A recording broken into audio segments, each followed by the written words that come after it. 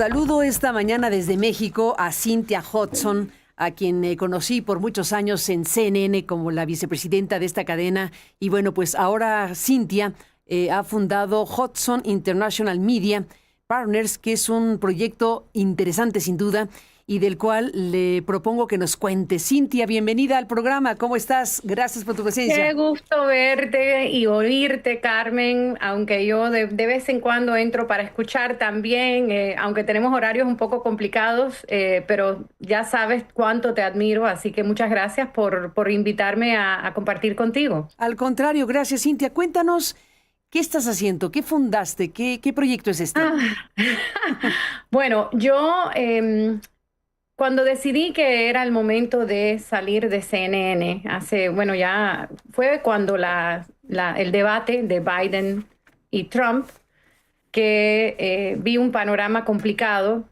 y a la misma vez entendía que había muchos cambios en la industria y a la misma vez yo estaba ya en una etapa en que podía pensar en otro tipo de trabajo, trabajando en este caso con mi hija, que es actriz y es escritora, ha ganado varios premios de guionista en Los Ángeles.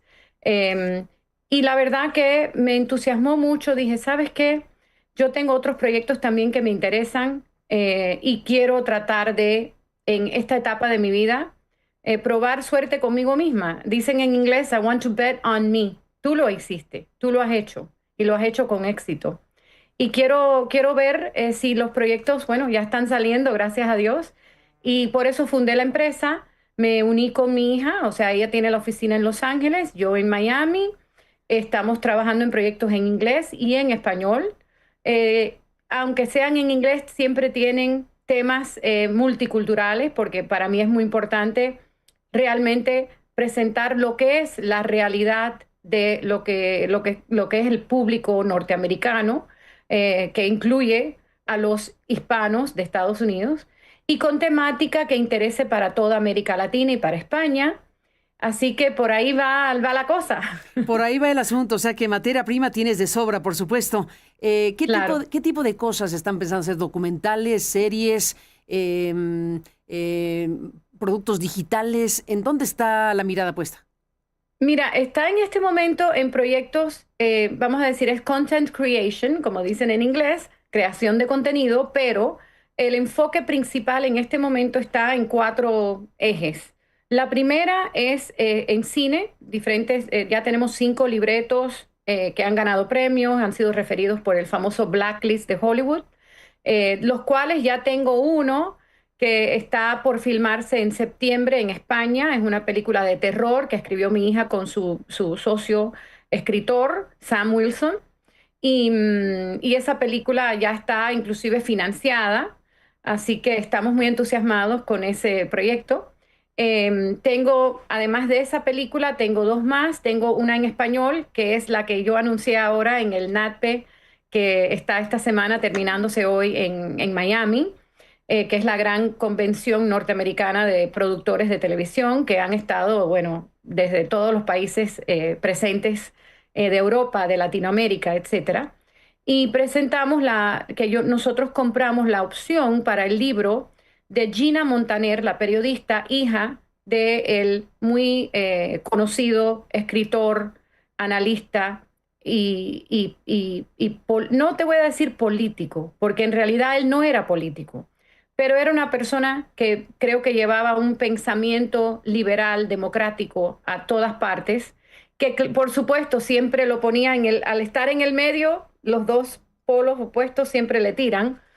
Pero Carlos Alberto Montaner, que fue también, como sabes, y fue nuestro colega en CNN, y era un analista tenía una mirada muy interesante de lo que era el tema del liberalismo democrático y de los problemas que teníamos en América Latina en particular. Escribió el libro junto con Álvaro Vargas Llosa y Plinio Apuleyo, el Manual del Perfecto Idiota Latinoamericano, que está ahora en su 10ª edición en América Latina y se estudia en las universidades. Escribió otro libro maravilloso que se llama Las raíces torcidas de América Latina. Y bueno, como eso también escribió novelas. Pero él le pidió a su hija, cuando supo que estaba muy enfermo del Parkinson's, que era ya un caso neurodegenerativo, porque al principio no se sabía que tenía esa parte de la enfermedad, y él empezó a sentirse mal y ver que se le empezaban a complicar las cosas que para él eran importantes, que eran escribir, hablar, poder ir al cine, poder tener una vida plena. Él le pide a su hija algo que es increíble. Le pidió a la hija que lo ayudara a morir, que ellos tenían su apartamento en Madrid. Él siempre era ciudadano no solo de España, pero también de Estados Unidos. Y decidieron volver a España para pedir la eutanasia asistida, para poder morir con dignidad, porque él sentía que el tema de la libertad llegaba hasta el punto de poder elegir en estos temas, poder morir con dignidad. Y es una historia preciosa porque Gina cuenta no solo el proceso de cómo llevar esto con el gobierno, porque la primera vez que lo pidieron, se los denegaron y tuvieron que volver y explicar de que no había que estar ya postrado en una cama, aunque sabías que ese era el fin, si no llegabas a poder despedirte como él quería. Él quería despedirse de su familia. Inclusive el nombre del libro, Deséenme un buen viaje, son las últimas palabras que él le dice a la familia antes de entrar a su cuarto, donde estaban los médicos esperándolo. Y además, la historia también lleva un poco la historia de Carlos Alberto, porque también su vida personal fue de novelas. Este es un señor que conoce a su mujer, que fue el amor de su vida, cuando era muy joven, justo cuando empezaban los problemas entre los batistianos en Cuba y la Revolución Cubana. Y a él, la noche que conoce a Linda, en una fiesta en el Club Comodoro en La Habana, explota una bomba. Así es como ellos se conocen. Se casan muy jóvenes, pero él a los 17 años lo tildan de contrarrevolucionario. Y por ser menor de edad, lo ponen en una prisión de jóvenes. Él logra escapar antes de que lo pongan con sus amigos, que fueron parte de ese grupo. Ellos desafortunadamente fallecieron en un paredón. Pero a él no, porque él pudo escapar. Él pudo escapar de la prisión, llegar, vivieron unos años en Puerto Rico, estuvieron en Miami poco tiempo en ese momento. Y después Carlos Alberto vivía cuando yo era una niña, porque era amigo de mi madre. Mi madre es la doctora Ofelia Hudson, fue una profesora conocida cubano-americana, escritora, ganó premios de literatura en América Latina, fue profesora en la Universidad de Salamanca todos los veranos por años y añales, pero además había sido profesora en Georgetown, en Miami-Dade College en Miami. Y mi madre era amiga de Carlos Alberto, y cuando yo era muy joven, ella hacía tertulias literarias en mi casa y entraban en nuestra casa figuras interesantísimas, no solo cubanoamericanas, pero de todas partes de América Latina y de España.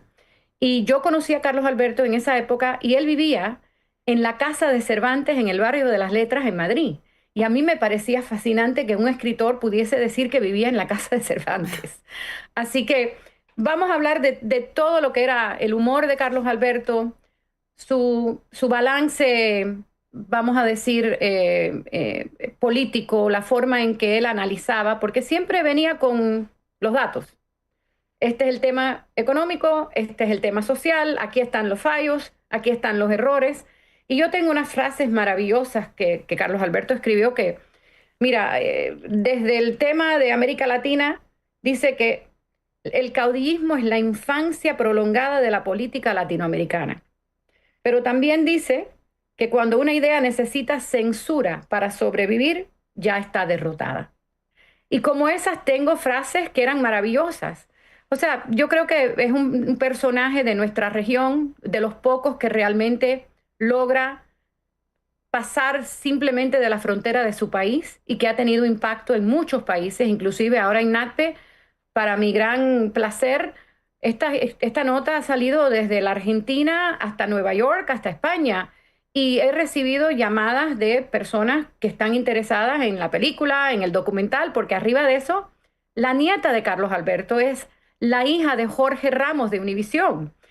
Jorge fue el esposo de Gina, y Paola, Mira. que es su hija y es periodista en MS Now, es la que grabó a su abuelo en este proceso.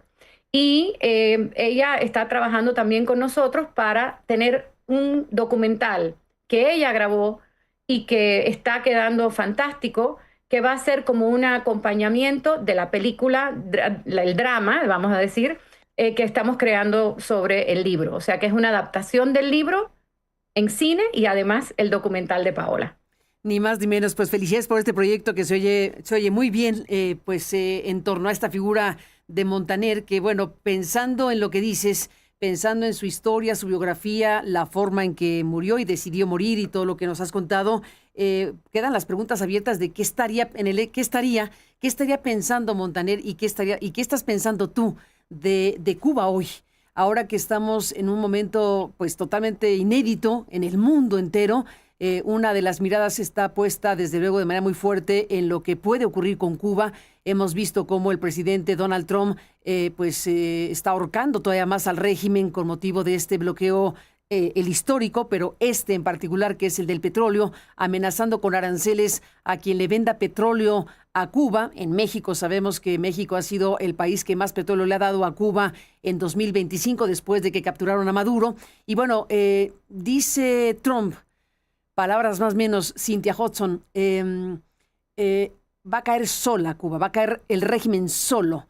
¿Qué piensas tú, ahora que estás evocando a Montaner, de lo que está pasando en tu país de origen? Mira, yo creo que es interesante porque para mí, en un momento dado, han habido diferentes momentos históricos en que ha habido una pequeña ventana, una pequeña luz que entra por una ventana de que de alguna forma podría haber o una evolución, como yo les dije a los mismos cubanos una vez, una evolución de la revolución, lo que no lo hicieron. Eh, y también en momentos como cuando Obama quiso abrir la embajada y tratar de ver si había una forma de llevar a Cuba fuera de este medioevo que están viviendo y traerlos a la modernidad y buscar formas de, con el diálogo y con oportunidades, buscar un balance, porque las cosas también uno asume que no estamos todavía en el medioevo, ¿no? Pero te digo que esto es interesante en este momento. Creo que hoy estuve leyendo que hubo un comentario de la posibilidad de unas reuniones para empezar a ser abiertos a un diálogo. Para mí, lo que me preocupa más que todo es el sufrimiento del pueblo de a pie. Siempre los poderosos están bien. El pueblo cubano está sufriendo muchísimo en este momento. Y es un pueblo que ha sufrido por mucho tiempo. Entonces, no es solo la cuestión de el embargo per se, pero lo que significa para el pueblo de a pie si les quitan las remesas de los familiares que están fuera, que los ayudan. Porque esos no son los privilegiados. Y a mí me preocupa mucho el pueblo cubano con todo esto. Ojalá que se pueda ver una luz y una evolución de un país que tiene tanta influencia, no solo cultural, pero histórica en la región. Y que de alguna manera, yo creo que la batalla eterna de nuestra región ha sido el balance entre la prosperidad económica para un país y cómo llevar esto como justicia social para que todo el pueblo pueda de alguna forma participar en la democracia, en un sistema que les traiga futuro, esperanza y paz. Y yo creo que ese es el balance que requiere cualquier gobierno de cualquier país. Y no estoy hablando ni de izquierdas ni de derechas, estoy hablando de la realidad de buscar soluciones que casi siempre ocurren en el centro. Por eso es que yo admiraba tanto a Carlos Alberto. Él dijo que el ser libre implica aceptar el costo de pensar distinto. Y te digo que Carlos Alberto fue un personaje que muchas veces, por ejemplo, la extrema derecha de Miami lo acababa porque él pensaba que el diálogo era importante, que él pensaba que era importante buscar formas de encontrar pensamiento común, buscar oportunidades para que cualquier país no estuviera sufriendo. Y yo creo que igual la extrema izquierda, pues entonces lo tilda de facho, porque nunca el que está en el medio gana. Siempre son los que... Él decía otra cosa muy graciosa, decía, la izquierda autoritaria y la derecha autoritaria se parecen más de lo que admiten. Y yo comparto esa idea. Entonces, yo creo que ojalá eviten que el gobierno cubano evite que esto se convierta en algo más complejo. Por supuesto que ya vemos que Trump dice cosas que a veces la gente dice que está loco, pero después ocurren cosas inesperadas. Y la verdad que yo creo que esto ya se ha convertido en una telenovela de cosas diarias con respecto al gobierno de Trump y nuestra región. Ni más ni menos, pues todo por verse. Cynthia Hudson, te aprecio muchísimo esta charla. Felicidades por esto que has creado, que tiene que ver con este Hudson International Media Partner y los proyectos que están desarrollando pues en este equipo. Y bueno, pues sí, seguir de cerca lo que va a venir, que es esta posibilidad de contar, de adaptar las memorias de Desénme un buen viaje de Montaner. Pues este hombre, como bien lo narraste, que logró escapar muy joven de una cárcel cubana y se convirtió en un exiliado pues en Estados Unidos, en España, y toda la figura de Montaner, que es muy amplia. Así que felicidades por el proyecto, Cynthia. Estaremos al pendiente de cuando terminen de trabajar, porque esto es un trabajo fuerte, ¿no? Sí, y la verdad que estoy disfrutando muchísimo esta nueva etapa. Tenemos otros proyectos, ya te digo, cine, series, documentales, hasta microdramas, así que estamos muy entusiasmados. Creo que hay un momento en que hay tantas oportunidades de diferentes medios, porque tú misma has hecho una gran carrera siempre con tu Aristegui Noticias en el mundo digital. Yo creo que las audiencias buscan el contenido que les interesa donde esté. Ya no es simplemente un grupo que controla todo. Ya uno tiene elección y yo creo que eso permite que se puedan encontrar, a veces creo que crea el fake news y la gente loca que tiene una página en YouTube o un podcast diciendo mentiras y bueno, eso es parte de la libertad también, encontrarse que uno también se tiene que educar, tener pensamiento crítico para poder discernir entre lo que es la verdad, lo que no es la verdad, lo que son los datos para mirarlos bien y la información y pensar críticamente, pero a la misma vez el tener elección es una maravilla. Ni más ni menos, pues en eso estamos, Cynthia. Te mando un fuerte abrazo, te deseo suerte a ti y a tu equipo, a tu hija y a quienes están participando de este proyecto. Y te veo en mi próximo viaje a México, que mi hija está ahí este fin de semana disfrutando de su cumpleaños. Nos vemos en México o nos vemos donde estés. Estaremos pronto viéndonos. Okay. Cynthia, un fuerte abrazo para ti y seguiremos en contacto. Igual. Felicidades. Igualmente, besos. A Cynthia Hudson, bueno, pues sí, una figura que a lo largo de muchos años ha estado en la televisión